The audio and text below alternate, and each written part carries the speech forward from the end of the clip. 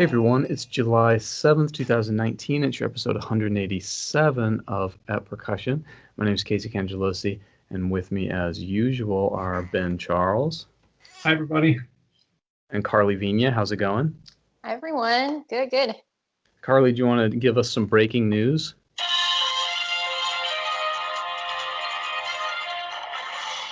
Do you have any breaking news? Sure. Actually, what I was just thinking about, what's going on in my life lately that is really exciting is I organized every copy of every excerpt I've ever owned, and they are all filed appropriately for the first time in maybe 10 years. So that's a big deal.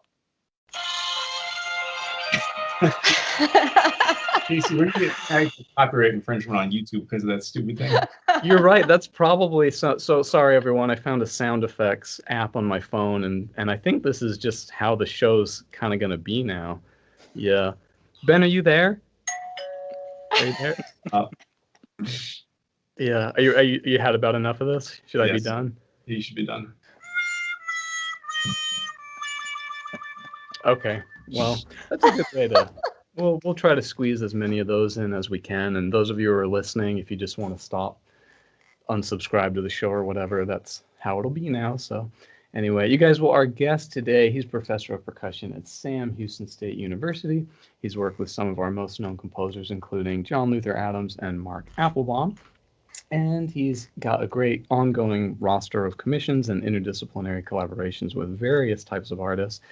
And he's the host of a really cool podcast called Standing in the Stream, Conversations with Creatives, which I've listened to. I literally think 90% of all of them. I think I'm just missing one or two of the earliest episodes, and I've really enjoyed it.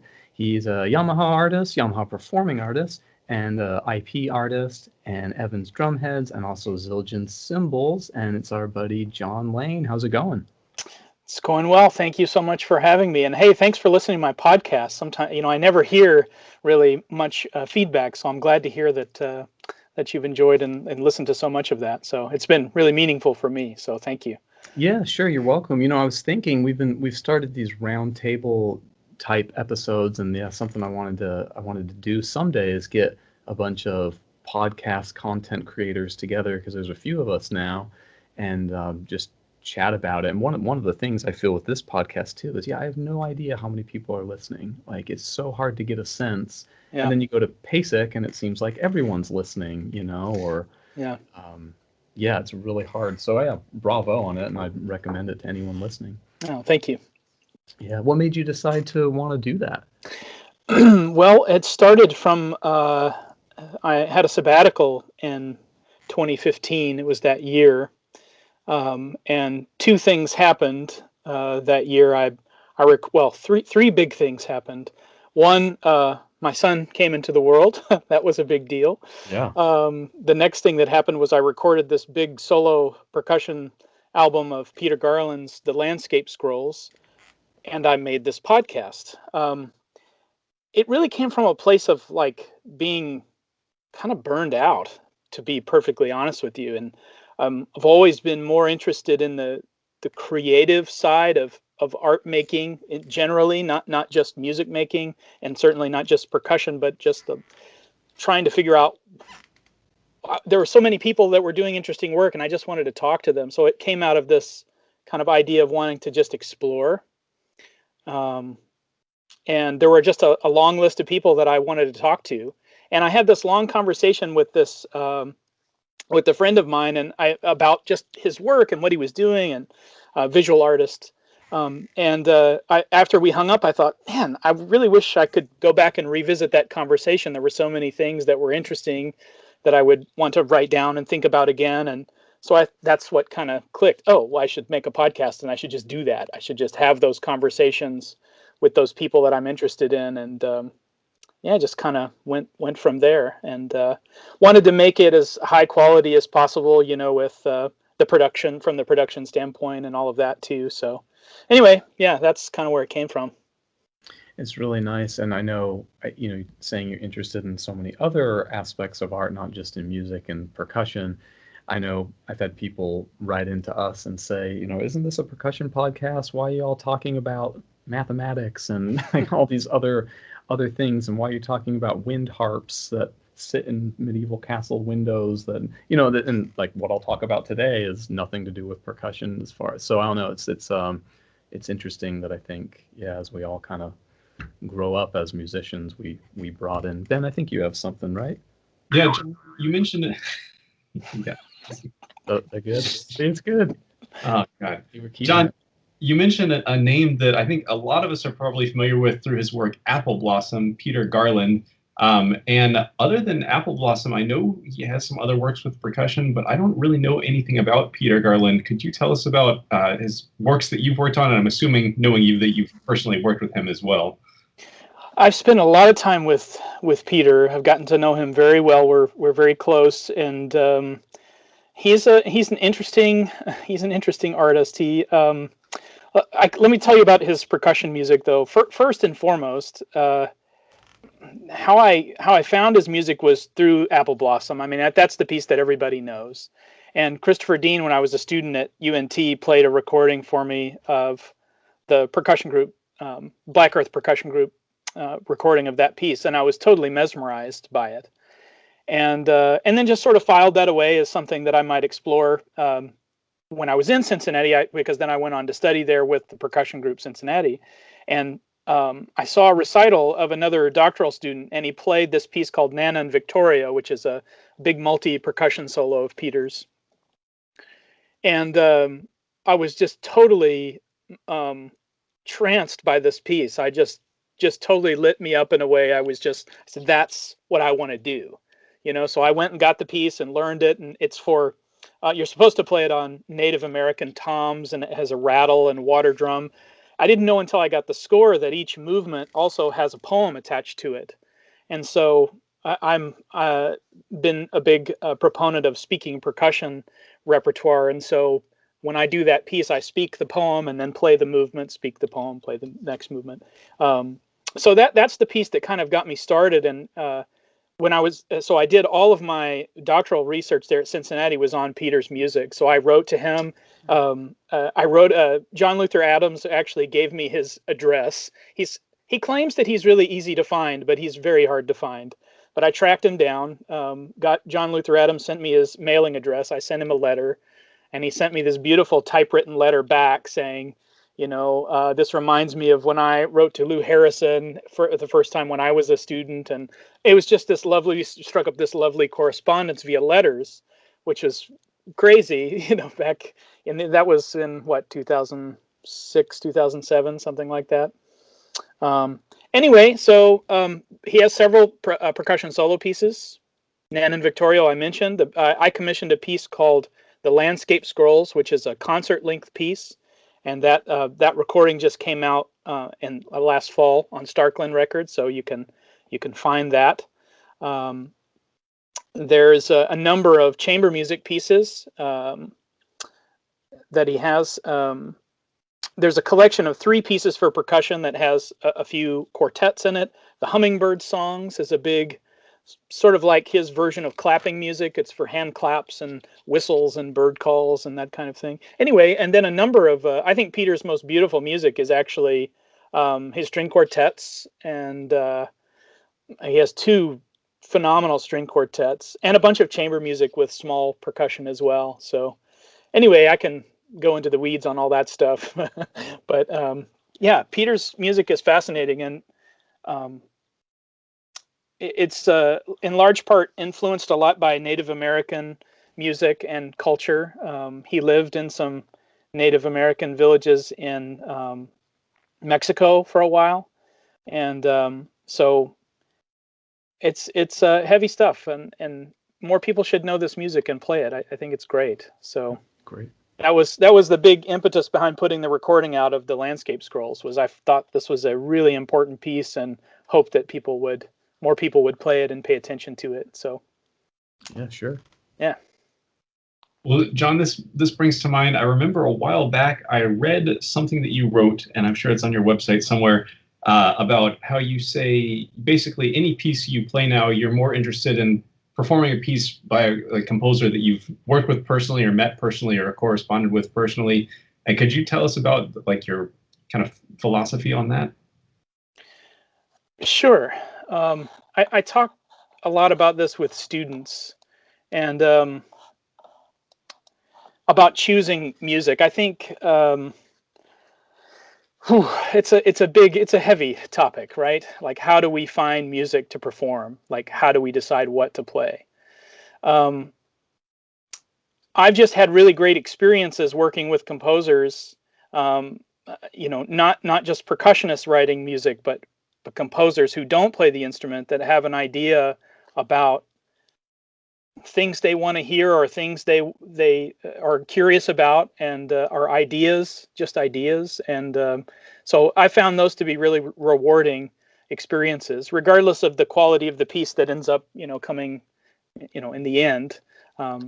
I just like that process. I think I said earlier that I'm really interested in the creativity of art making. So I think maybe that's why I have that kind of inclination to want to make something new with someone that I know that I can have a relationship with. It's not just the piece is delivered on my doorstep, but we can, send me your sketches and let's talk about ideas, and I'll show you what I can do, and look at this collection of instruments that I have. Or these days, I mean, I'm making my own pieces, and kind of in that vein. So Do you think that's because you want to be? Do you think that's because you want to be part of the compositional process? Like, is it a creative itch, or is it because like you think you can help with the process, or you just enjoy the process, or maybe a mix of all those things? Yeah, I think it's a mix of all those things. And I mean, I definitely write my own stuff as well. So I definitely scratch that itch, if you will. Yeah. Yeah.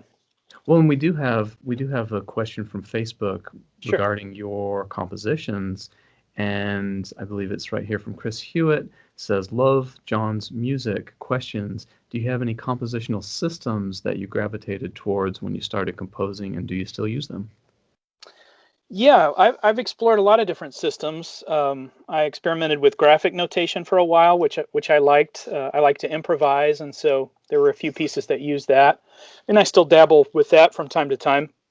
I work a lot with poetry and spoken text, so often that influences the kind of the way that this kind of system that I'll set up on a page. For instance, there's a piece that I wrote for Al that ended up in our piece, The Innocents, which maybe there's a question about that later, called Truth is a Knife. And in that piece, I have sort of text on one side of the page, and then, some gestural idea on the other side. And the idea is that they just kind of float together, that the text just kind of goes over the top of this gesture in an improvised way, however I feel at the time. And I've used that a lot. And then for my pieces that use pitches, I've actually, the first time I got to write a song cycle, so I wrote a piece for soprano and piano last year, and I'm writing a new one this year.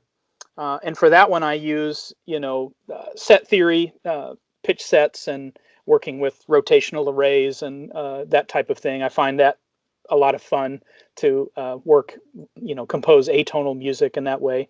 Those are some systems that I like to use. Can you describe what you mean by rotational arrays? Sure. So I mean, I know what it means. I don't know about. I'll just describe like a really simple version of how I use this idea. So I'll go to first of all, you take all 12 pitches and number them 0 to 11. So C would be 0, right, all the way through all 12 pitches. And then I'll go to like random.org, and I'll say, okay, generate 5 random pitches, or 5 random numbers between 0 and 11, and give me 10 sets of 5 pitches. And then I'll write those out, translate those into pitches, and then I'll take those to the piano and I'll just listen. I try to get them to spit them out randomly and not in order, so they'll give me a random order of pitches, non-repeating. And I'll just sort of listen to those. And I think John Cage said one time it's like finding seashells, walking on the beach and finding seashells. That's how I find these sounds. And then once I have a cell, then I'll take that cell and make different transpositions of it, or retrogrades or inversions. And then I have this beautiful, beach full of seashells that I can choose from for my pitch material. And then we're off to the races. So, Very cool. Yeah. Oh, thanks. Yeah.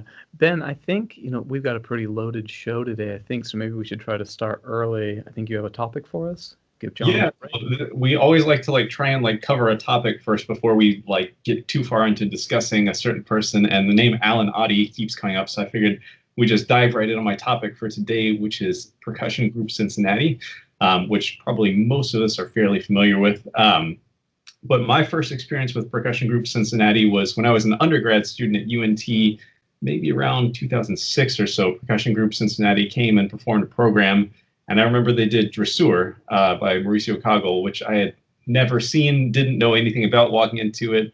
And it was one of those early experiences with new music where you just go what did I just see? What was that?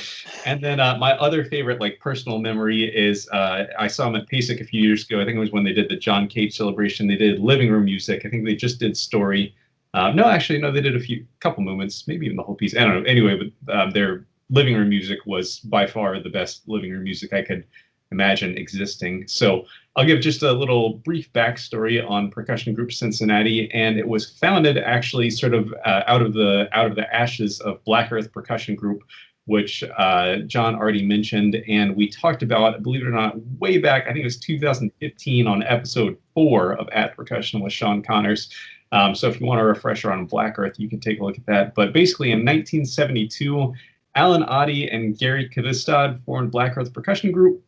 This group went through several iterations with different members, different residencies, but by 1977, they ended up as the ensemble in residence at the University of Cincinnati College Conservatory of Music. After 2 years of that, Gary Kvistad and Stacy Bowers left the group for other careers. So in 1979, Alan Oddie was joined by Bill Uhas, who had been teaching at Ithaca College, and Jim Cully, who was a Eastman graduate, to perform, Percussion Group Cincinnati, and they became the new artists in residence at CCM.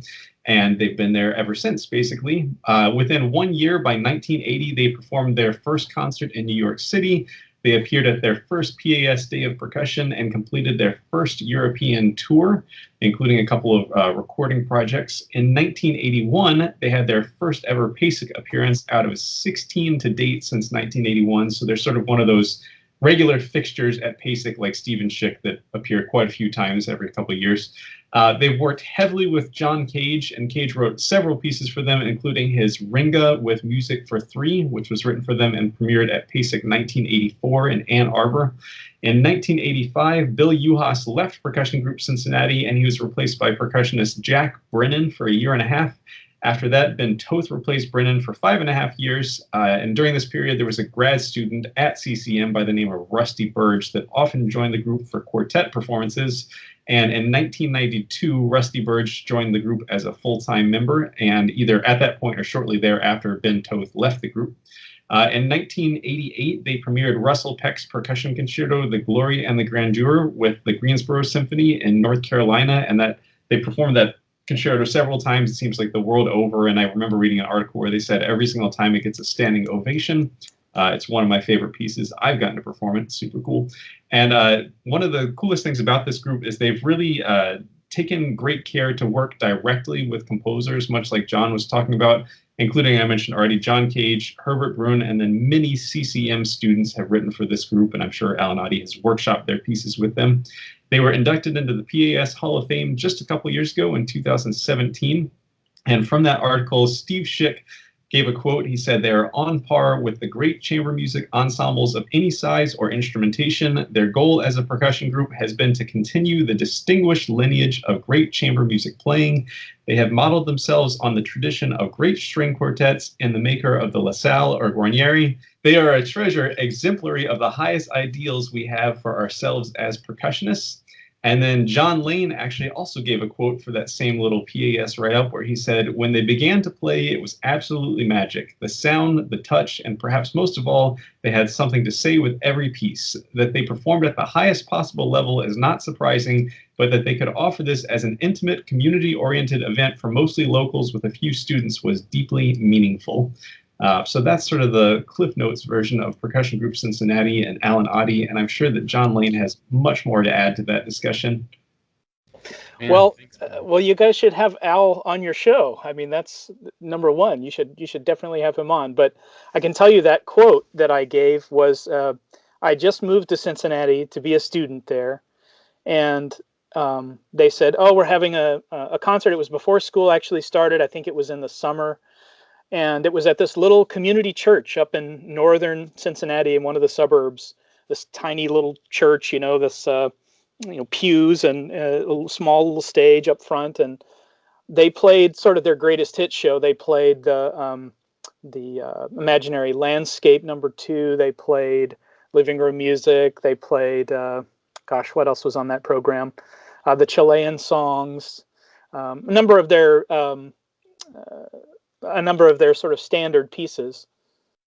And maybe there was 100 people in the audience, but it was unreal to me that they could. I mean, they would just breathe together, and the sounds that they were producing it was just magic. There's no other way that I could describe it. And so that sort of sets the stage for then that quote, which is that this wasn't a concert in front of a highly critical audience. This was mostly local people from the church, a smattering of students, but they just put on one of the best concerts still that I've ever seen, and that they would do that for this community outreach event was just blew me away. When they did the John Cage Focus Day, it wasn't that many years ago. Were you all there? Do you Yeah, remember that was like 2012, right? The centenary Yeah. year. Yeah. Oh man, it was just great. I mean, it was just so. I felt like it was so important. I saw that, and Yeah. I mean, and I guess years since that, I've seen Amadinda perform John Cage, and we had Zoltan Rotz from Amadinda on the podcast. But I mean, it's like you said, the people who you want to work with composers, and you hope to not just have them hand you a piece, but really get to know them. And I mean, it seems like these people who are truly experts with these composers, I mean, it's really different when they perform. And I remember, man, I still remember Al Oddie playing his little shaker on the Third Construction, his little pod rattle. And I mean, Mhm. it's just, yeah, it was magic. Yeah.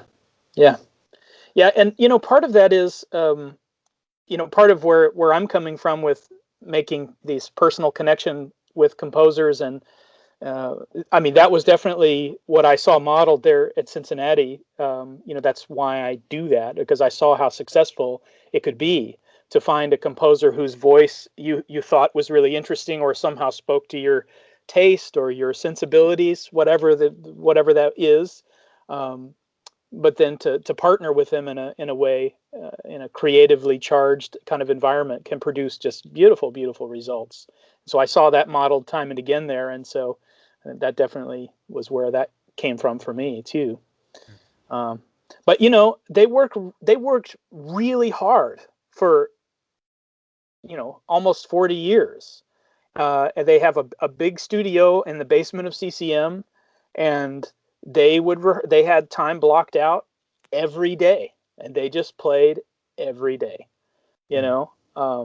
It was just a constant work ethic for many, many, many years, and you just don't see that many long-term percussion groups, that have that kind of staying power. And I mean, there's Nexus we could think of, some other groups have stayed together for a long time. So Percussion, of course, has been together for many years, but that's something, that they can just read each other's movements, breathe together in a way that's just really, really magical. But it just comes from spending lots of time together, and every day. Can you imagine? I mean, how wonderful would that be? So, Ben, what do you got? Yeah, I can't imagine rehearsing just with two other people daily for 25 years. It's crazy.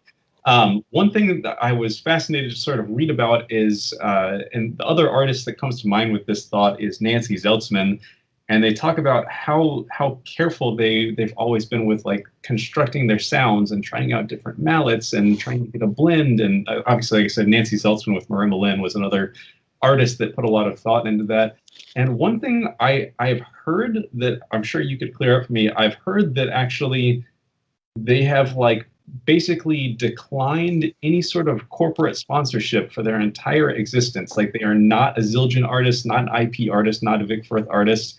And I think it comes out of this idea of like they want to basically have all their options available. Am I making this up, or did I hear something about that? Well, I mean, that's part of the reason. There's definitely a I'm not sure exactly how to say it, an anti-corporate sensibility, which I have great respect for, and I think that's really important to have some aspect of a kind of a non-corporate idea in our work, even though a lot of what we do sometimes is tied with industry. But I can tell you, I asked Jim Cully one time, like, so how come why have you not endorsed any projects? And he said, well, I want to use my Rogers 1966 Rogers tom tom on this piece, and I don't want anybody to tell me I can't do that. And that was his answer. So fair enough, good enough for me. And with Al, there's lots of socio-political feelings about that, and yeah, I think I think if I were to boil it down to easily digestible idea, it's the idea of a non-corporate kind of mentality, and music's not really about that. And so they didn't need it. They didn't really. I mean, I'm sure they could have, in some ways, benefited from some aspect of it, but it wasn't worth the cost to them in terms of their integrity. So that's where it came down. And I would add, for our younger listeners, this is probably a very varying relationship. I know my sponsors have said things to me before, like, yeah, of course we want you to use our stuff as much as you possibly can, and definitely when you want to. But yeah, of course, if you're playing some obscure something and you need something we don't have, and it just works better to use this other thing, oh yeah, go ahead. But then I've also heard of people who they make a recording of something using the wrong drum heads or the wrong cymbals or something, and they'll get that email from the company saying, hey, we saw this video. Yeah, great performance. Do you have everything you need over there? Is there anything we can send you? Like kind of politely saying, oh, would you please use our gear? Yeah. And then you've heard of other people that they did the same thing, and the company is like, hey, what the hell? So it seems like it's very different depending on who the people are. You get into some weird situations too. I've seen this with Christopher Deane's music on a Vic Firth recording, and with Casey's music on a Black Swamp recording. What? Where these like composer percussionists will compose a piece, and then Vic Firth puts out a recording of like Morning Dove Sonnet by Christopher Deane, but he's an innovative percussion artist. And it was actually interesting. I think on the Vic Firth like YouTube video, in his bio, they actually list that he's an IP artist, because it's a Vic Firth video, but they have the about the composer section, and they don't like censor that out. And yeah, like Casey is a Grover artist, and I remember seeing a Black Swamp video of one of Casey's pieces by someone else, not recorded by Casey, but well, if I may, just my sort of idea about this is, I think the industry stuff is really important for education and for visibility for those of us that are in education. If you're a commercial artist, if I'm playing drums with a band and I'm on the road, those relationships are really important. But the kind of music that I do, that I perform mostly, has nothing to do with the corporate world. Where the corporate stuff comes in is when I want to give a clinic at PASIC, then it's important to have those relationships because it's easier for me to get recognized. It gives the visibility, it gives the sort of cachet or stamp of approval or whatever that is. It helps, and then it allows for us to be visible in that community. But I can tell you that some of the most meaningful musical experiences that I've had have nothing to do with corporations or products or anything like that. So it's tough for me to think about sometimes, because I also don't want to be limited, but I see the value in it. So I think it's part of just being a 21st century percussionist, especially in higher education. I think it's sort of hard to not do it. Well, and I love how, man, I mean, at least my sponsors, they've always wanted to keep my side of things about the craft. Like you're good at the art side of it, and if you're willing to do a photo or you're willing to do a whatever, great. But yeah, the amount of things they've asked to have done, I think they're very smart about, like, that's John Lane is good at that. Let him keep doing that. We don't want to bog him down with. Yeah. I'm glad we're talking about this because young folks always ask. Students always ask about sponsorships and how it works and what it does for you and what the relationship is like. Yeah, a lot of students are really interested in it. I mean, it's yeah. I think we have a question from, unless I'm skipping something, guys, we've got a question from our buddy Mark Ford. And Mark Ford says, and again, we'll just continue on with back to your relationship with Alan Audie. Mark says, please discuss your collaborations with Alan Audie on the Innocence Project. Give examples of the impact of this presentation and those on those incarcerated as well as general audiences. Yeah. Well, speaking of non-corporate, right. this project would be the very definition of non-corporate work. So when I was a student at Cincinnati working on my doctorate, my related field was composition. I was studying composition as well. And Al was approached by a theater director, Michael Burnham, to make a performance piece at the opening of a photography exhibit by Terrence Simon called The Innocents. And one of the things that's been really difficult about this piece is how to talk about it, because we could launch into the whole story about how it all came about and yada yada yada, and that's kind of been a stumbling block for us over the years to get performances of the pieces, because it's very difficult to talk about. So in the last few years, we have expanded it, and we made a 4-minute promotional video that we can just say, here, let me just show you what it is, rather than to talk about it. But since this is a podcast, I can just tell you what it is. So rewind back to 2006. Alice asked to make this piece for this exhibit of photography. So Terrence Simon is a photographer. She worked some for, I think, the New Yorker or the New York Times. She was a journalist, but also a artistic photographer as well.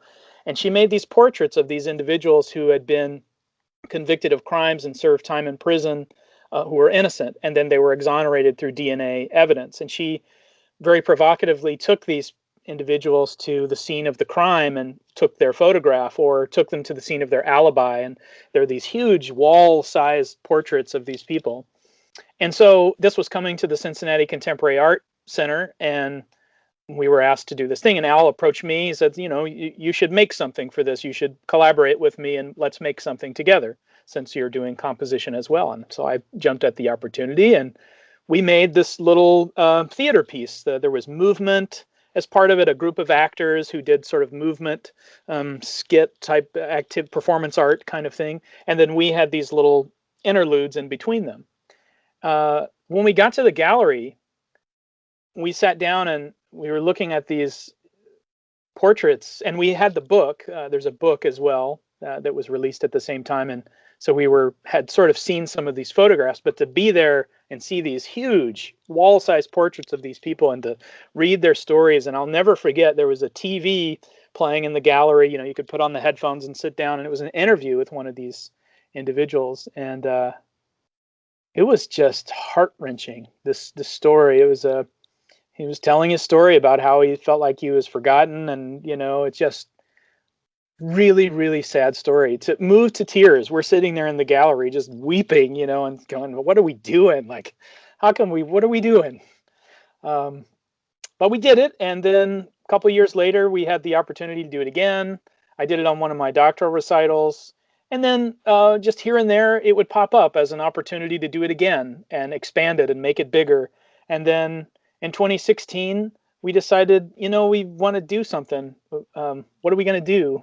Oh yeah, we have this piece, The Innocents. Let's revive that. And our friend Stuart Gerber has been a big supporter of this work for many years, had us to Atlanta a number of times to play with Bent Frequency, and said, you should think about expanding this piece that sits leaner, because when we would collaborate with them, we would do the first half of a program, 25 minutes or so, and then the second half of the program would be with Bent Frequency, and we would do the Frederick Rzewski pieces coming together in Attica, if you are familiar with those.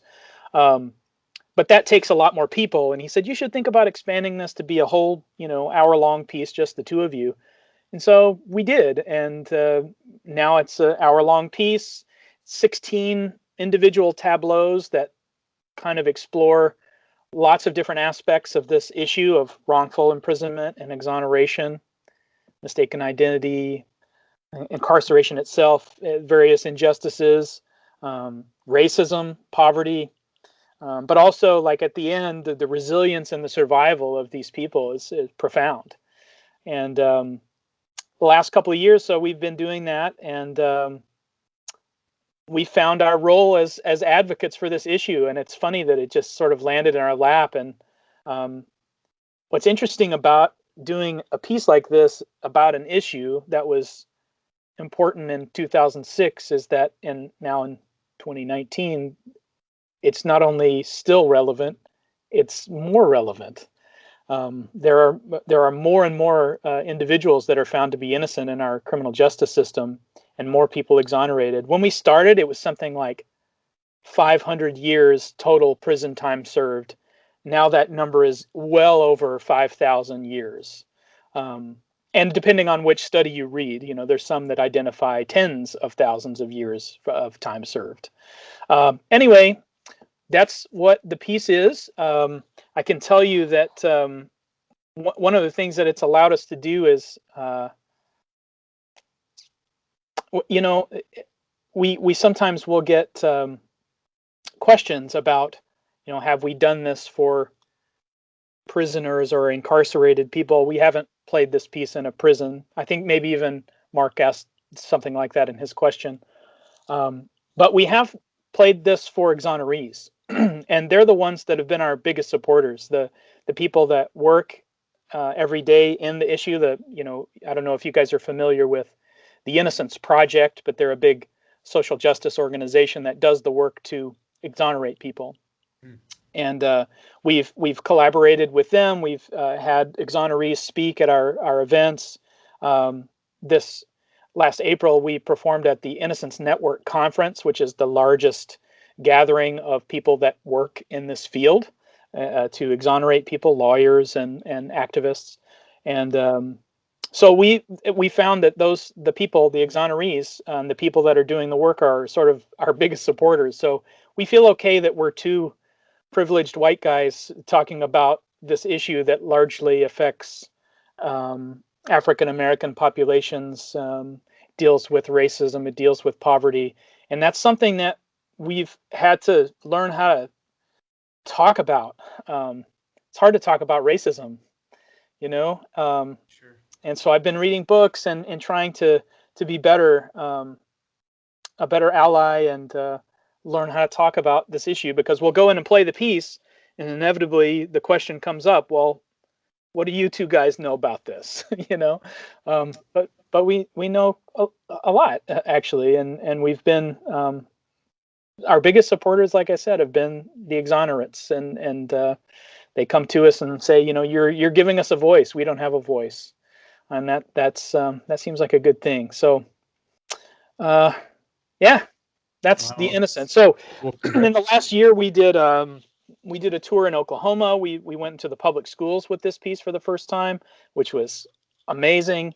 We played at the Woody Guthrie Center, which was a whole other experience that was really interesting. We've done university residencies. This next year, we'll do tours in Minnesota and Ohio and Texas. And, I would say that the Innocence right now occupies a huge amount of bandwidth in my time. I'm thinking about it a lot. We're writing thousands of emails, organizing these tours, and we're having a great time with it. I mean, it's fun, but it's also feels like really impactful, important work that we could be spending our time on. So, yeah. It must be so hard to make the decisions. I mean, you have this idea, and I've seen the videos you have up of hammers on rocks, and a lot of the excerpts you've shared from it, which are all really creative and very, very cool.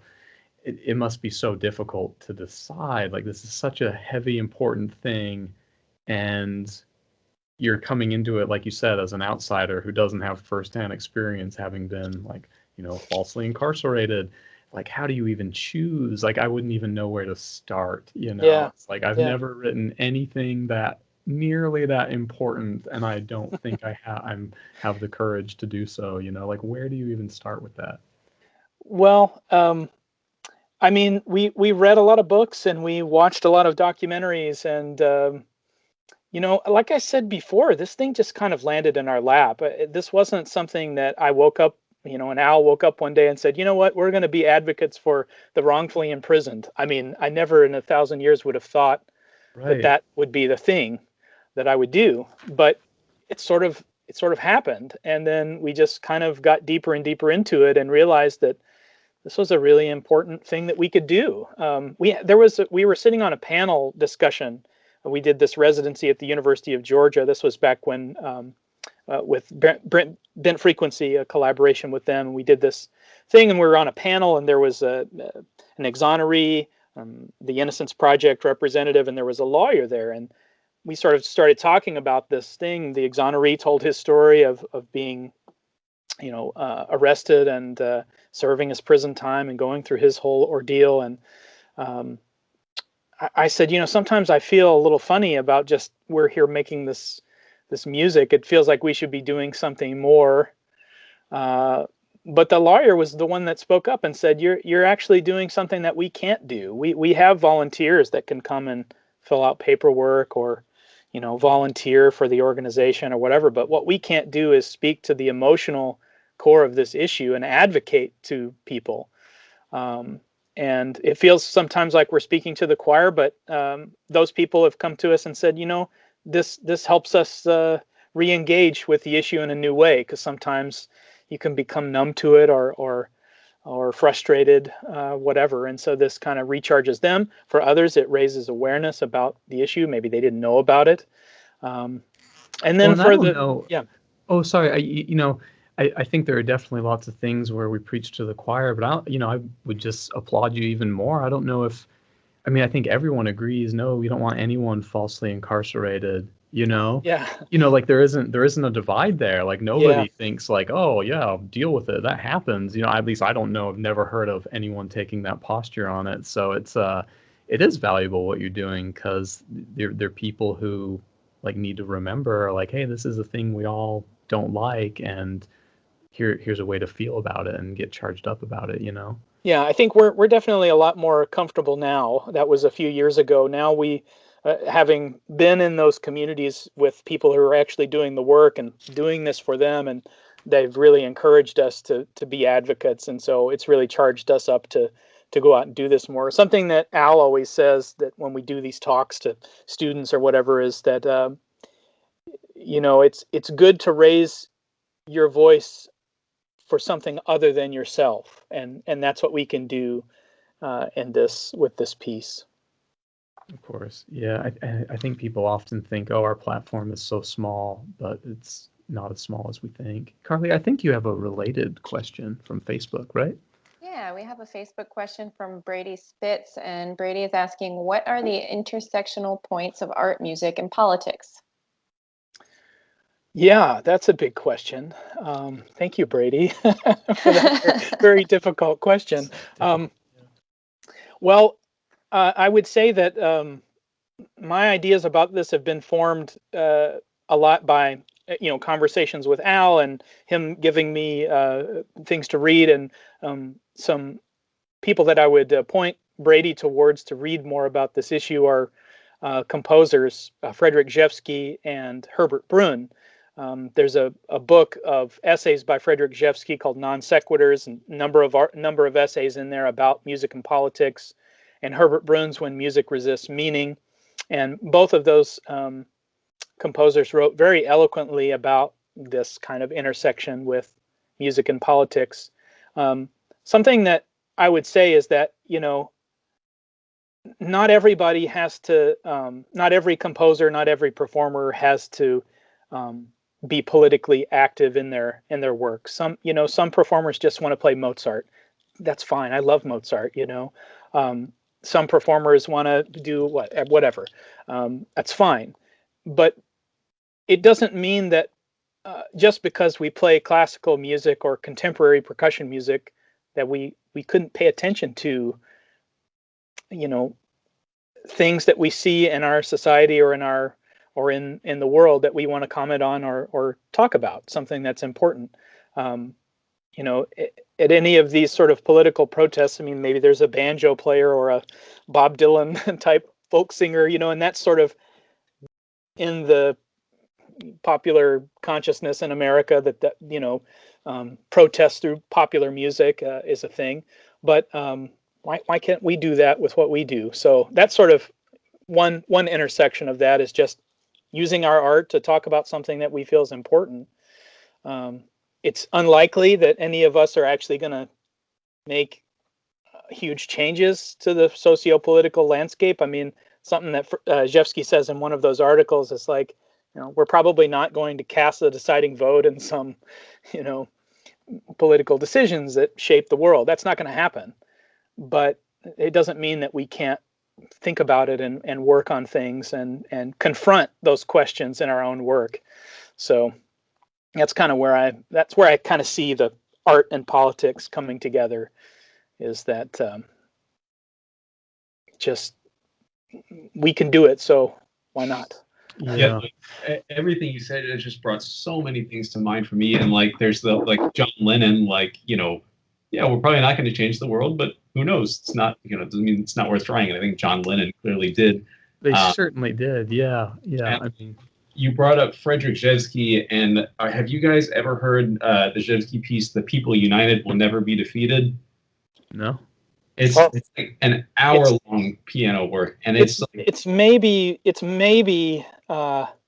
one of the greatest masterpieces of the 20th century. I mean, of ever.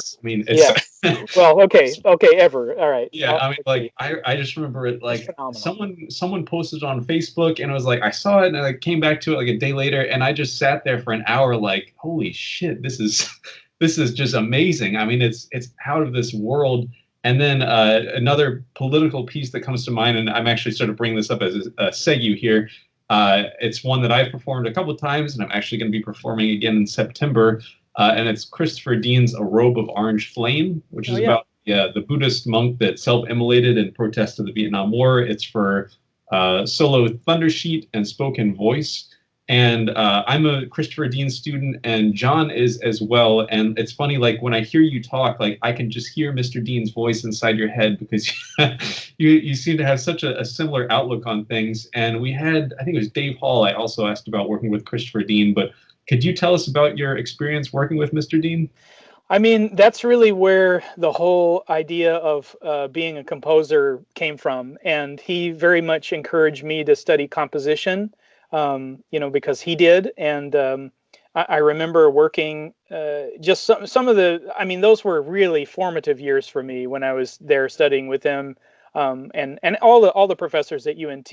But Christopher Deane in particular sparked that creativity, that interest in the creative side of music making. I'll never forget the rehearsals and leading up to we premiered the Vespertine formations when I was a student there, and seeing the sketches of that piece coming together and just the whole creative process around that really solidified in me that was going to be something that I needed to do in my own work. But yeah, the thing that I'll always think of with Christopher Deane is just the curiosity, just always curious and observing things and then sort of synthesizing those things in his work, and that Vespertine is a good example of that. So is the Robe of Orange Flame, which, by the way, we had a percussion group for a while, Brian Zader and Christopher Deane and I, called Pulsus, and Chris wrote a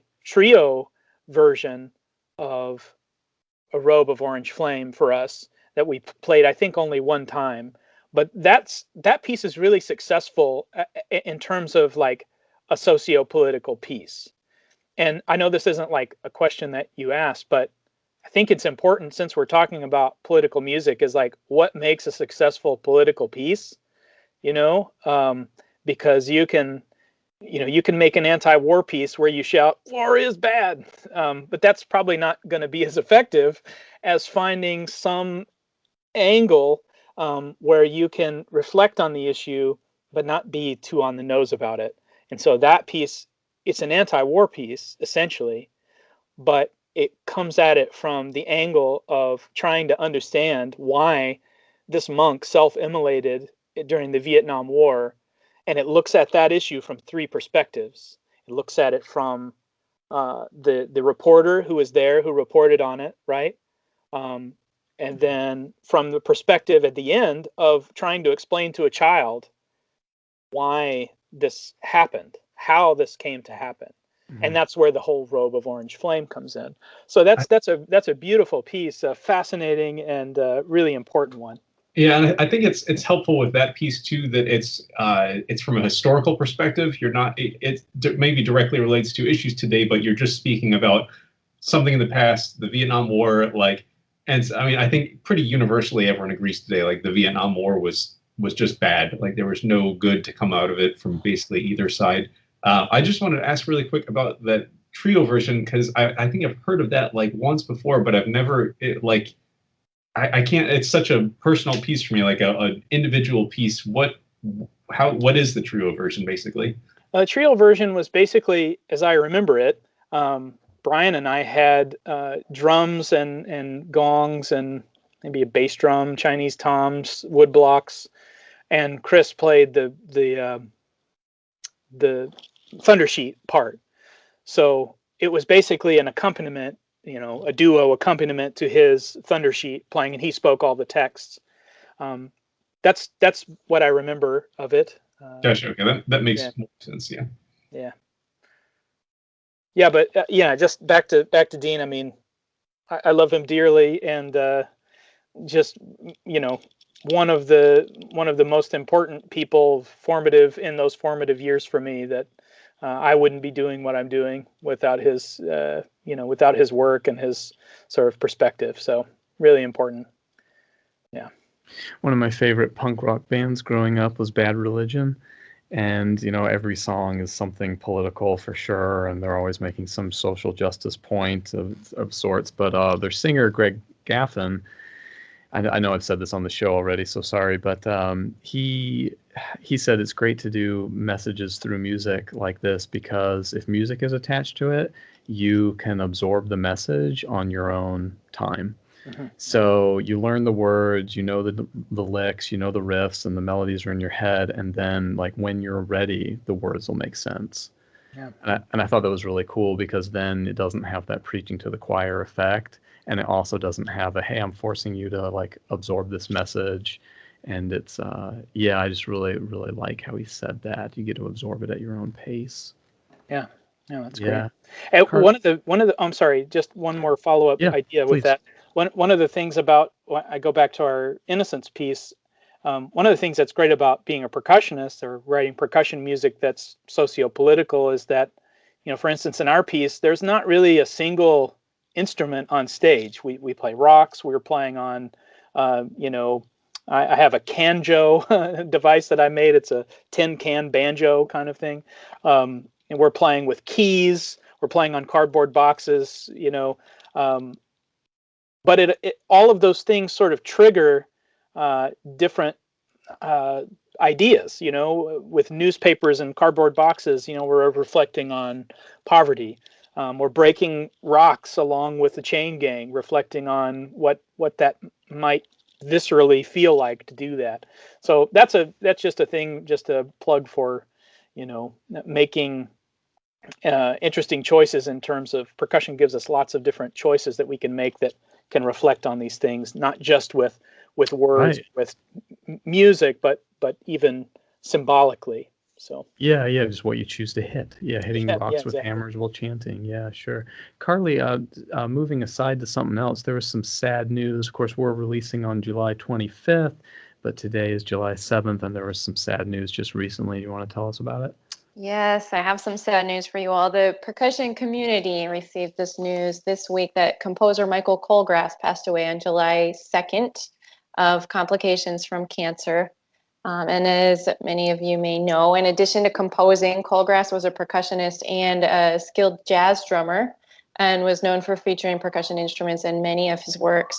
Some of his major musical accomplishments include winning the Pulitzer Prize for Music in 1978 for Deja Vu, a concerto for four percussionists that was premiered by the New York Philharmonic.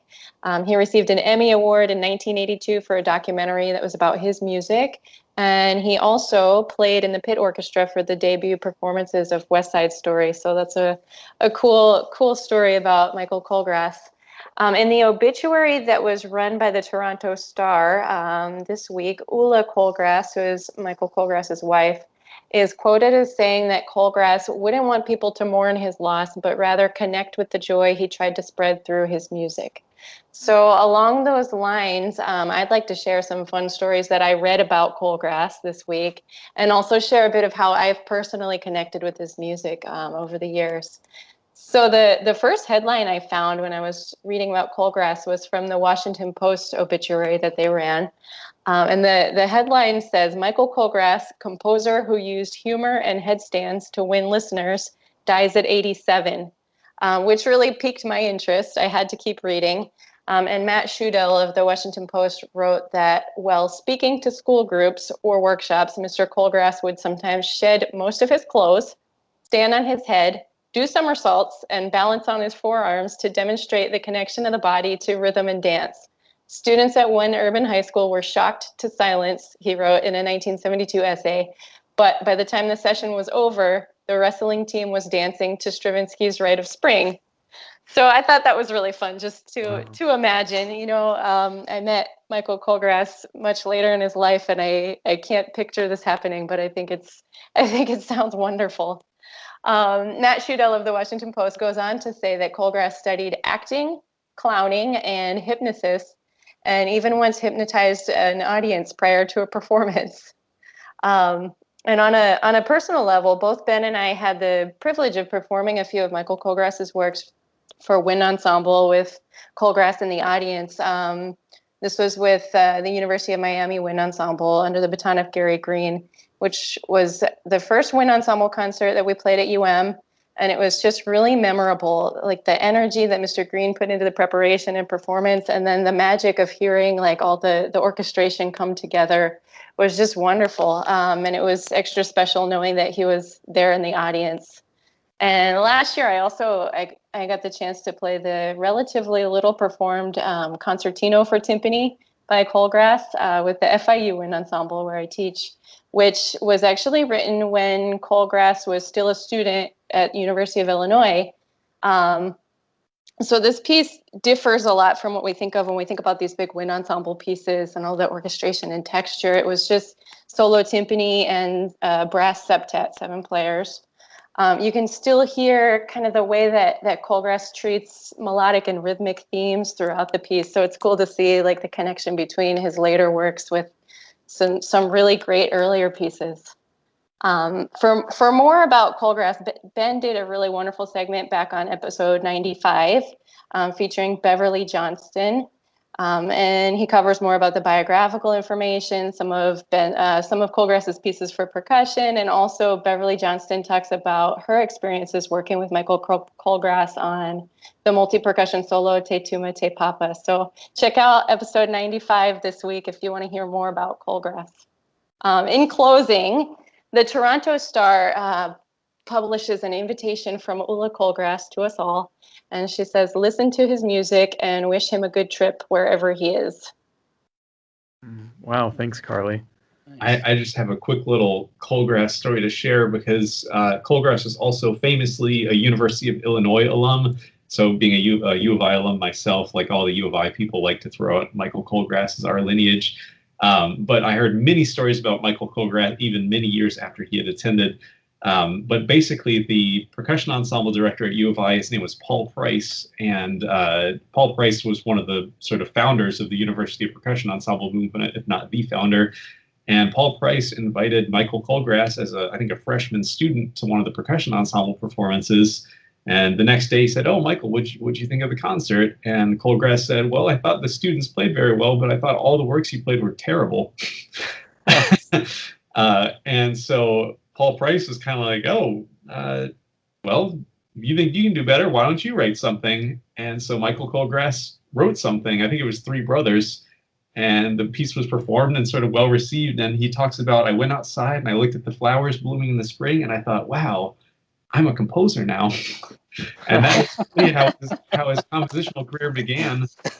And from what I understand, he was like a jazz drummer, like a kind of student who was always getting in trouble. And so he would skip classes for a week. No one would hear from him. All his teachers would be mad at him. And then he would finally show up a week later with the fantastic new piece he wrote, and everything would be forgiven, and the cycle would start all over again. So yeah, really just like an interesting human being, and obviously a wonderful composer. And like Carly said, we both got to work with him as students, and it was just amazing hearing him talk about these, 30-minute long masterworks for wind ensemble. And that concert, all we played were two of his pieces. It was Urban Requiem and what was the other one called, Carly? Winds of Nukwal. Well, that was it, yeah. And I mean, both just jaw-dropping pieces, not light music at all. It's funny to be introduced to Michael Colgrass, and I'll say Warren Benson too, with the snare drum solos, right? Mm-hmm. Like you're young, you're in high school. I mean, I know that Warren Benson was it three dances, Yeah, right? Yeah, like you think like, oh, this is who this composer is, this is what this composer's like, and of course that's true. I mean, it's something they wrote, but then you hear some of these wind ensemble pieces by both of them, and it's just they're so wonderful, and I think the snare drum solos are great, but of course, yeah, they're big pieces. And I will say in particular, like Urban Requiem, it's basically a concerto for saxophone quartet, and I mean, just a absolutely mind-blowing work. Yeah. Well, God, we need to just scooch along here because we just hit an hour and a couple minutes. So I know there's so much more to say. And actually, I have a sound for y'all this week, but I'm going to skip it. And it happens to be political, and it's about the environment, but I'll save it for next week. But while we're on important dates, I was just going to hip you guys to what happened this day in history. So I'm just going to kind of blitz through them because a lot happened. And so this is regarding July 25th in music history. So a composer you might not know about, on July 25th, 1831, this is the death date of Polish composer and one of the first professional virtuoso pianists of the 19th century. And her name is Maria Szymanowska. She died of cholera, sadly, in her house in St. Petersburg at age 41. So look up her music. You can find people playing her music. Again, it's Maria Szymanowska. And the piano pieces are beautiful. And the first thing you're probably going to think is, wow, it sounds a lot like Chopin. And a lot of scholars debate. She does predate Chopin, and a lot of people are debating what her influence on Chopin really was. And so it's funny we don't hear about her more, and I really wish we would. And again, if you like that romantic style, listen to her. This isn't July 25th, but it's close and it's important. This is July 24th, 1989, a little piece called Rebon's B for percussion by Yanis Xenakis. He was age 67 at this time, and it's performed at the first time in Avignon, France. Was it Silvio Gualda? Was that the... I don't know. I'm not sure. I was going to be so proud of my percussion literature knowledge. You mean the performer? I don't know. It didn't... I bet it was. I think so. I'm going to count myself right on that one. I'm proud of that. But this is just in France. I don't know if this is the Rebon's premiere or not. Yeah, no, I'm taking credit for that one. Okay, I'll give it to you. I might just tell you what, Ben, I'm going to give you three golf claps. I think that's good. Thought you'd have a sound effect ready for this one. I know. I should have. Yeah, shoot. I gotta get better on that. No, I'm sure you're right. Moving along. Oh, this is crazy. In 2006, a performance of Stravinsky's Histoire du Soldat, and by the way, Ben, there is an L in front of it on this one, just in this particular one, as it is usually there, was played at Tanglewood, Lenox, Massachusetts, and the part of the soldier was taken by Elliot Carter, the Devil by Milton Babbitt, and the narrator by John Harbison. So it was only 2006. It's just like amazing that happened. Wow.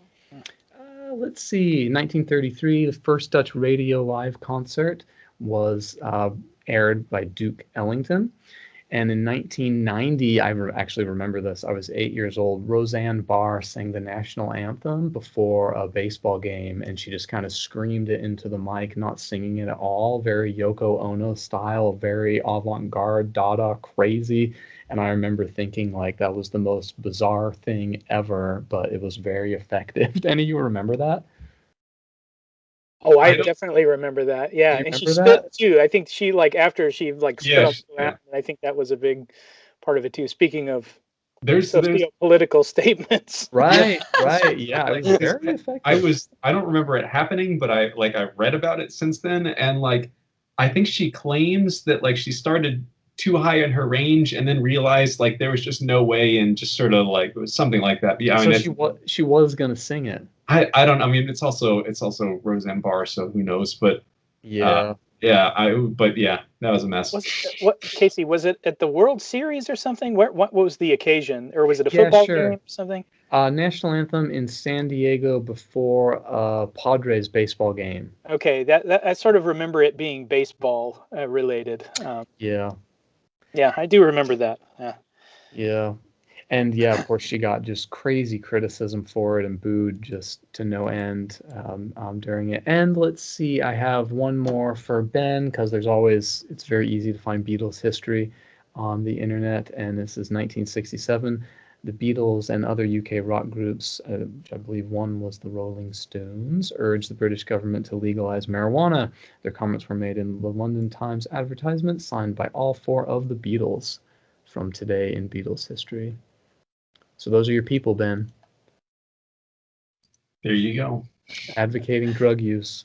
Yeah. Hey, let's I know we're a little over, but let's try to finish. We have so many good Facebook questions, and I think we should go straight to one from our buddy Norm Weinberg. He says, John, with the interpretation of so many new works and deep works, what is your process for going into the meaning of the composition?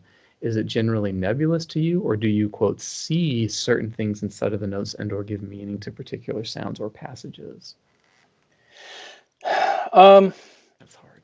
That's a tough question. Good job, Norm. I think I would answer it by saying, maybe it's a good question to say, what are we doing when we play music? And I think for me, I'm trying to communicate something.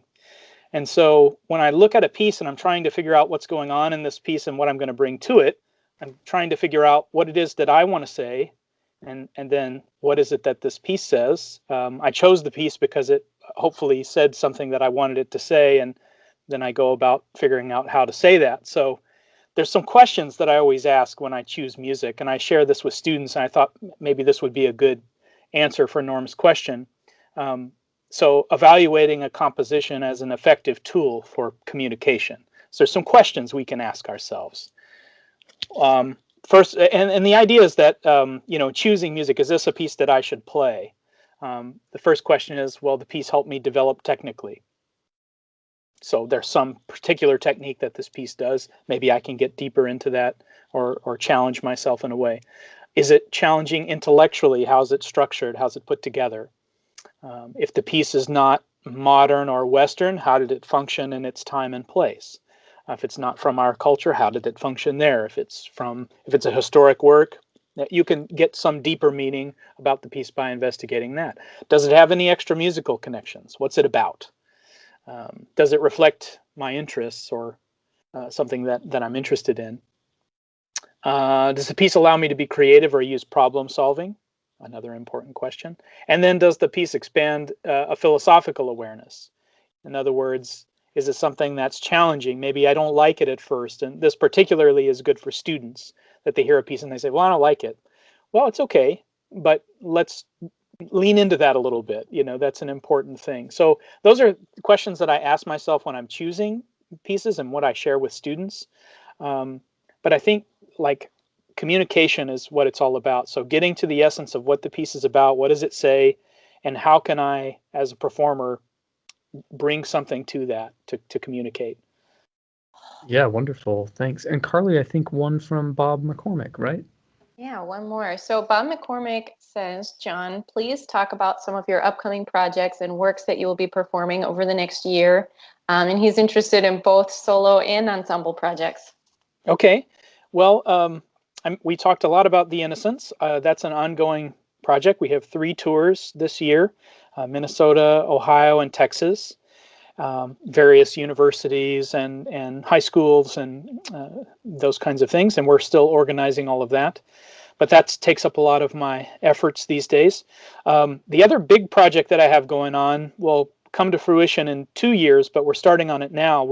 I have a poet, a collaborator, and good friend of mine, Nick Lance. We work together quite a bit. And we wrote an interdisciplinary grant together called Trigger, Artists Respond to Gun Violence.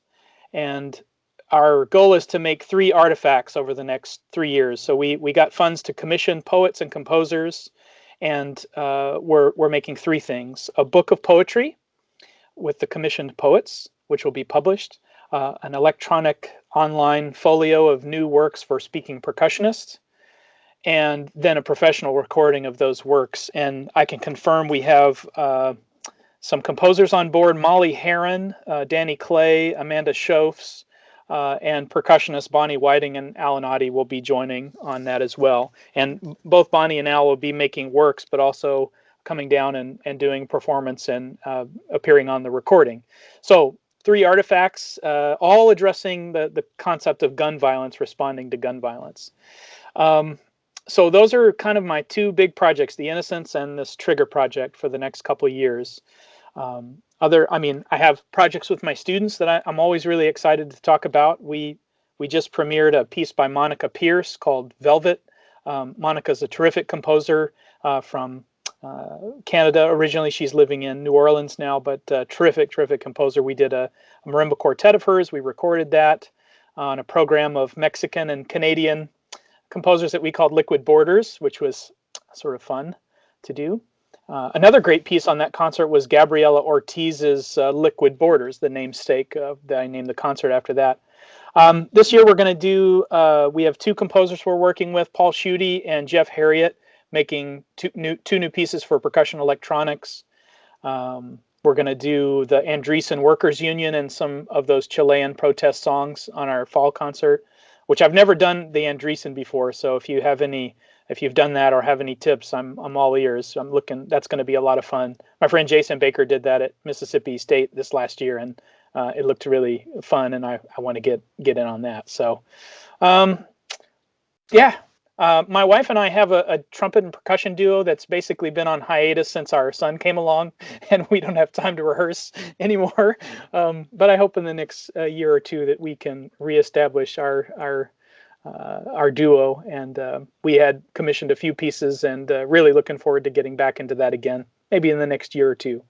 But those are kind of my big projects. Does that seem like a comprehensive list of things? Yeah, thanks a lot. And one more quick little question I like Sure. from Chris Hewitt again. And just, can you recommend some books about approaching avant-garde / experimental composition? Thanks. I can't wait to check this episode out.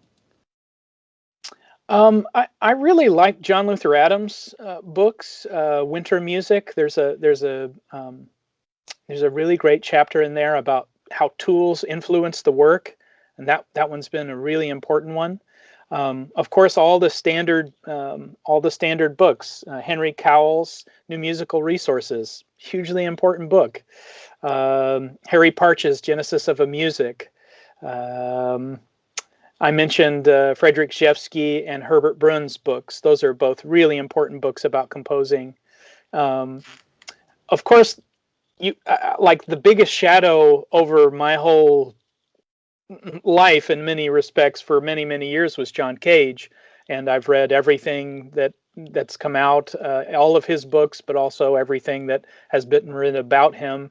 And I think those are essential reading for any modern young composers. You have to read Silence first. I think that's like seminal. And then all the other books by John Cage, so important. I'm probably forgetting there are more, but yeah, those are the ones I would recommend. Cool. Hey, well, everyone, thanks so much for joining us. Thanks so much, John Lane. This was really, really fun to finally chat with you. And yeah, Ben, Carly, thanks so much. And yeah, we'll catch you all later. Thank you so much for having me.